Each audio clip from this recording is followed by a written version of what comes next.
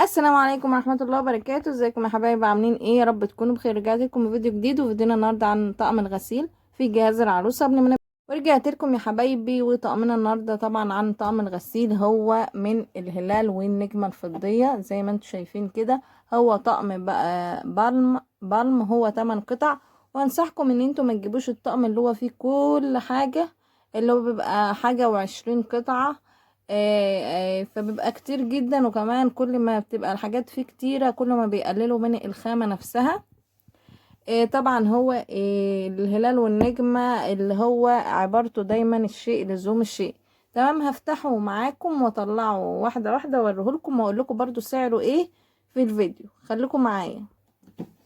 ورجعت لكم يا حبايبي، واول حاجة معانا في طقم الغسيل هو الباسكت ده. تمام، زي ما انتم شايفين كده. هو بالشكل ده، هو لونه روز. تمام اهو. وده الختم بتاعه تحت، والختم بتاعه 5. يعني هو استخداماته كتير زي ما انتم شايفين كده، وهو مختوم وصنع في مصر طبعا. ده اهو زي ما انتم شايفين هو بيتعمل كده. تمام.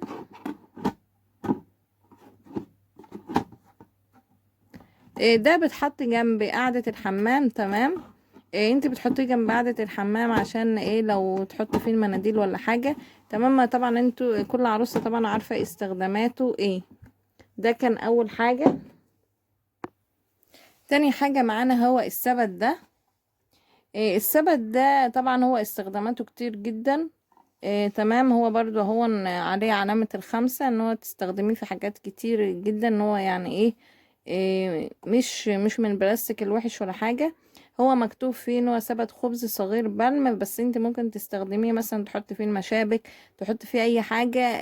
فانت حرة. تمام. هو بصراحة خامته حلوة مش وحشة، يعني هو ما شاء الله جميل يعني. دي كانت تاني حاجة. تالت حاجة معانا هو الباسكت ده. الباسكت ده هو حجمه صغير كده. تمام، زي ما انتم شايفين. هو طبعا بتكبسي هنا كده، اللي بتترفع ده بتحط جنب حوض الوش. بتحطيه جنب حوض الوش كده عشان لو في اي حاجة ولا كده انت بتضغطي وترميها فيه.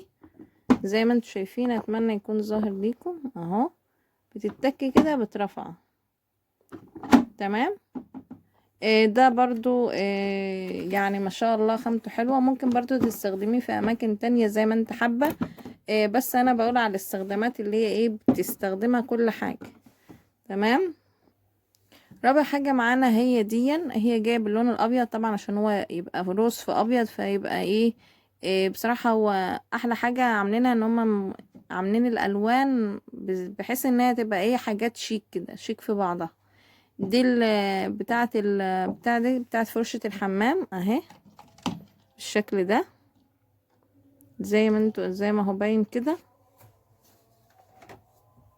دي ايه بتاعت فرشة ايه الحمام اللي انت بتغسلي بها اي قاعدة الحمام وكده.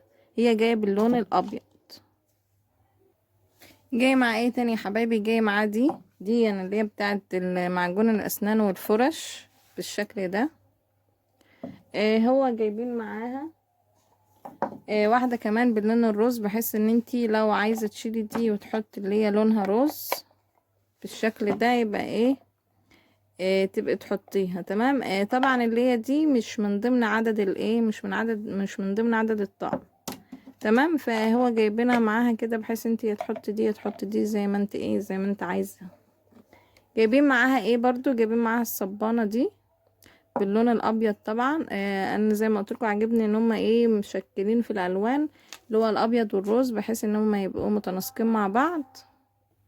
فان يبقى الالوان ماشيه مع بعضها، وكمان ما يبقى لو بقى لون واحد كله فهتحس ان انت إيه مش لطيفه كده يعني. فانتوا برضو قولوا لي رايكم ايه. تمام. جاي معايا إيه تاني برضو؟ م- السبت ده. تمام. ده سبت الغسيل اللي انت بتحط فيه الغسيل اهو بالشكل ده اهو. اتمنى يكون ظاهر ليكم. هو مستطيل كده زي ما انتوا شايفين اهو.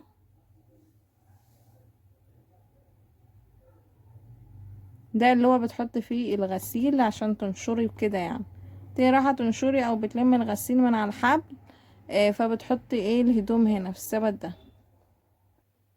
جاي ايه برضو يا حبايبي، جاي سبت الغسيل ده. ده سبت الغسيل اللي هو انت بتحط فيه الغسيل اللي مش نضيف جنب الغسالة لحد ايه، لحد ما يتغسل تمام. هو ده ايه السبت. إيه هو السبت طويل بالشكل ده، سواء انا هوريهولكم من فوق. ده شكله يا حبايبي من فوق.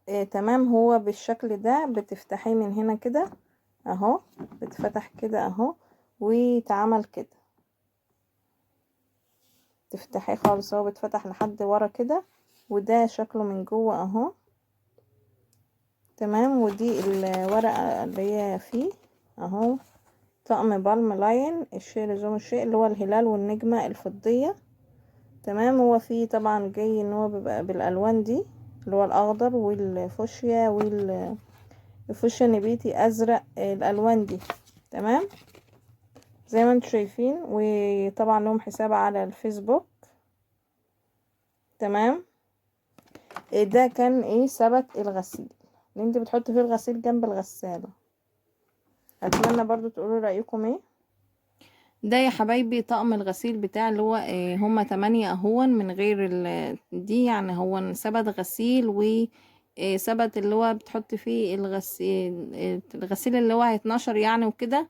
وده سبت الغسيل اللي فوقيه ده. وده طبعا اللي هي ودي اللي هي باسكت تحط فيه طبعا الزبالة وكده. وده اللي هي الزبالة برضو. وفي اللي هو السبت ده تحط فيه خبز، تحط فيه المشابك زي ما انت عايزة، صبانة بتاعة فرش، والفرش والمعجون. كان طقم الغسيل بتاعي. اتمنى تقولوا رايكم ايه. سعره يا حبايبي كان يعني 550 يا 600 جنيه. تمام. هو مش فاكره بالظبط سعره لان ده من فتره، بس هو ما يتعداش 600 جنيه، هو على ما اعتقد ب 550. فده كان سعره.